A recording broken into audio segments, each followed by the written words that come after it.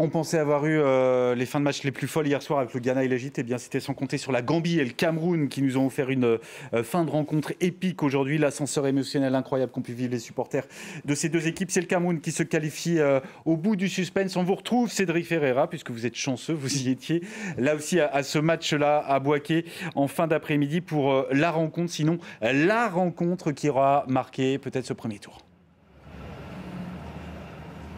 C'est vrai qu'on s'est régalé aujourd'hui et qu'on se régale depuis plusieurs jours dans cette Coupe d'Afrique des Nations. Cette fois, c'était ce match entre le Cameroun et la Gambie. En quelques minutes, le Cameroun qui est passé de l'élimination à la qualification. C'était vraiment une tornade d'émotions pour les Lions indomptables dans ce stade de Bouaké, à moitié plein, avec des spectateurs qui avaient penché du côté de la Gambie. Le Cameroun ne jouait pas à domicile. C'est peut-être ce qui a donné des ailes à ces Scorpions gambiens en première période, où ils ont globalement eu les occasions les plus franches.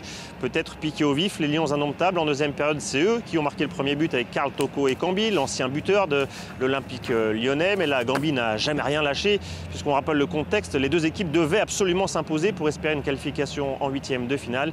Et les Scorpions qui ont réussi à égaliser par Abli Diallo, le joueur du FC Metz, à la 73e minute. Et ensuite, on a assisté à ces derniers instants totalement fous, avec le deuxième but gambien d'Ebrahima Collet, tout juste entré en jeu. Il pensait alors être le héros de tout un pays. On l'a vu traverser quasiment la moitié du terrain, fêter ce but avec quasiment tous ses coéquipiers en direction des supporters. Est-ce que ce n'est pas l'instant clé de ce match? Est-ce que ce n'est pas là que tout s'est joué pour la Gambie? Le sélectionneur Tom Saintfiet, après le match, a regretté le fait que ses joueurs aient fêté ce but de longues minutes. Peut-être se sont-ils relâchés à ce moment-là, car dans la foulée, il y a eu ce 2-2, ce but contre son camp, et puis le troisième but du Cameroun victorieux dans le temps additionnel par Christopher Wo, le défenseur du stade rennais. Le Cameroun qui avait débuté par un match nul décevant contre la Guinée, une leçon contre le Sénégal et qui arrache cette qualification au bout du suspense contre la Gambie. Je vous propose d'écouter le gardien de but, Fabrice Ondoa, titulaire à la surprise générale, puisqu'André Onana, lui, avait été placé sur le banc de touche avant le coup d'envoi. Fabrice Ondoa que nous avons rencontré après le match, forcément, il était très heureux. Écoutez-le.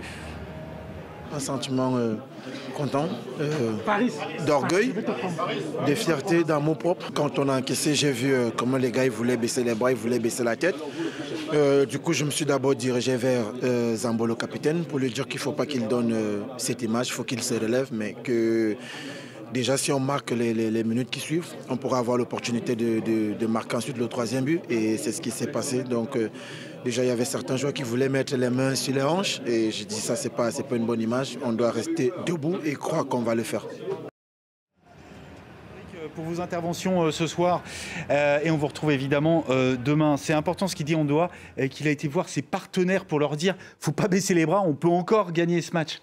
C'est une question de caractère. Ce qu'on a reproché un peu à la Côte d'Ivoire lors du match contre la Guinée équatoriale, d'avoir lâché en début de deuxième période, après le deuxième but refusé pour hors-jeu, ben là, on ne peut pas faire ce reproche-là, au moins aux Camerounais, qui n'ont rien lâché alors qu'ils sont menés 2-1 et qu'il reste une poignée de minutes à jouer et qui sont allés chercher cette victoire quand même, arracher cette victoire. Dans le jeu, il y a tout à faire, il y a tout à refaire dans le jeu, c'est vrai, c'est un peu fou, c'est pas très clair, on ne sait pas trop quel est le plan de jeu.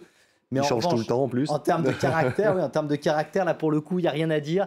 Ils sont allés la chercher avec les dents là cette fois. Et ces Camerounais qui affronteront en huitième de finale, on connaît déjà leur adversaire. Ce sera le Nigeria. L'intervention d'Ondoa est très intéressante parce qu'il a quand même été préféré à Onana après le deuxième match de poule où Onana avait été mis parce que le gouvernement, enfin le président de la République lui avait demandé de venir. Et Onana a pris 3 tirs. 3 buts, aucun arrêt. Donc du coup, Eto'o et Rigo Bersong prennent le risque de remettre Onana et il tient la baraque et il aide son équipe à se qualifier. Donc c'est la victoire du terrain sur la politique. C'est un énorme succès pour le Cameroun. Ouais, un succès très important qui peut, pourquoi pas, construire quelque chose au fur et à mesure de la compétition. Peut-être qu'il y a un groupe qui naît justement à travers ce genre de qualification.